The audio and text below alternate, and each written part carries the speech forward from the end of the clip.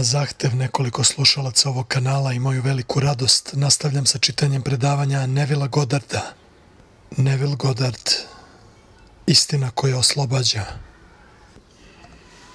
Drama života je psihološka drama u kojoj su svi uslovi, okolnosti i događaji rezultat vaših pretpostavki.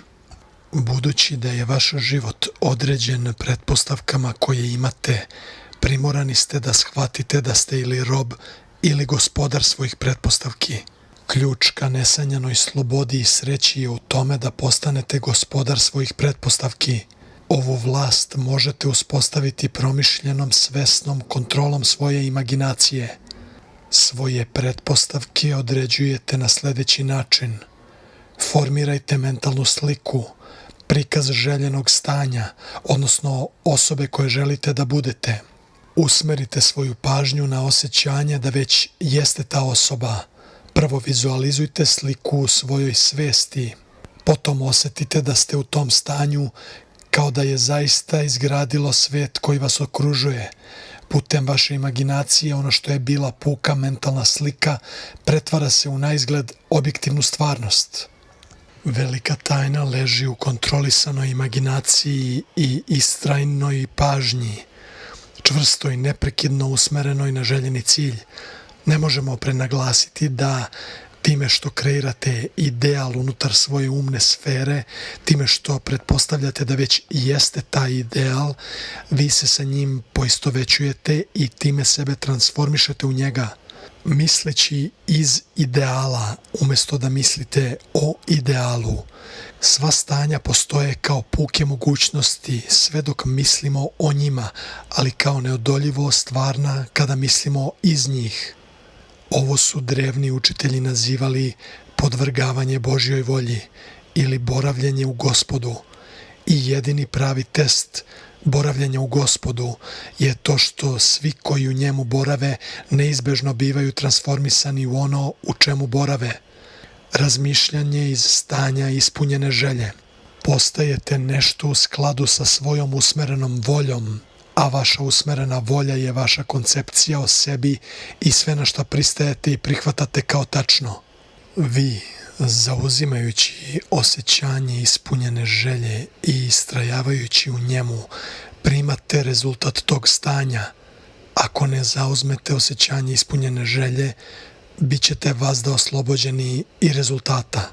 Kada shvatite iskupljujuću ulogu imaginacije, u rukama imate ključ za rješenje svih svojih problema. Svaka faza vašeg života je rezultat korišćenja vaše imaginacije. Samo kontrolisana imaginacija je sredstvo vašeg napretka, ispunjenja vaših snova. Ona je početak i kraj svakog stvaranja. Velika tajna je kontrolisana imaginacija i čvrsta pažnja stalno iznova usmerena na osjećanje ispunjene želje. Sve dotle dok to osjećanje ne preplavi i istisne iz njega sve druge ideje. Možete li dobiti veći dar nego da vam se kaže istina? Istina koja će vas osloboditi. A istina koja oslobađa je da možete iskusiti u imaginaciji ono što želite da iskusite u stvarnosti i time što ćete održavati ovo iskustvo u imaginaciji, vaša želja će postati zbilja. Ograničeni ste jedino nekontrolisanom imaginacijom i nedostatkom pažnje usmerene na osjećanje da vam je želja već ispunjena.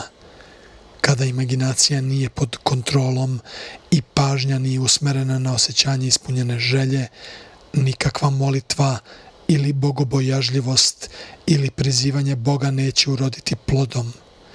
Kada možete prizvati koji god prizor želite, kada su oblici vaše imaginacije jasni kao oblici u prirodi, tada ste gospodar svoje sudbine. Morate prekinuti sa trošenjem svojih misli, svog vremena i novca. Sve u životu mora biti investicija.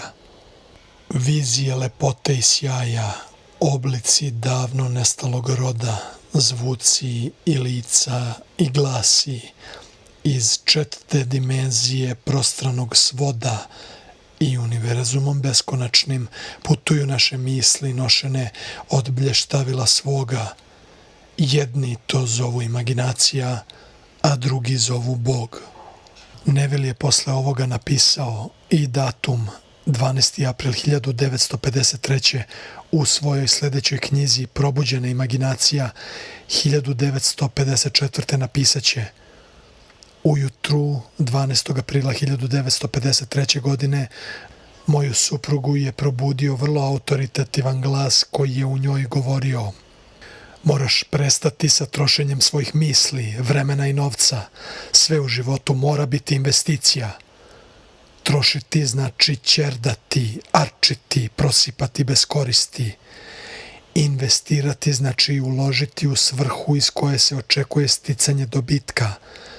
Ovo otkrovenje koje je moja supruga imala odnosi se na važnost sadašnjeg trenutka. Odnosi se na transformaciju trenutka. Samo ono što se radi sada ima neki značaj. Kada god zauzmemo osjećanje da jesmo ono što želimo biti, mi investiramo. Iz 5. poglavlja, primedba prevodioca. Kraj snimanja.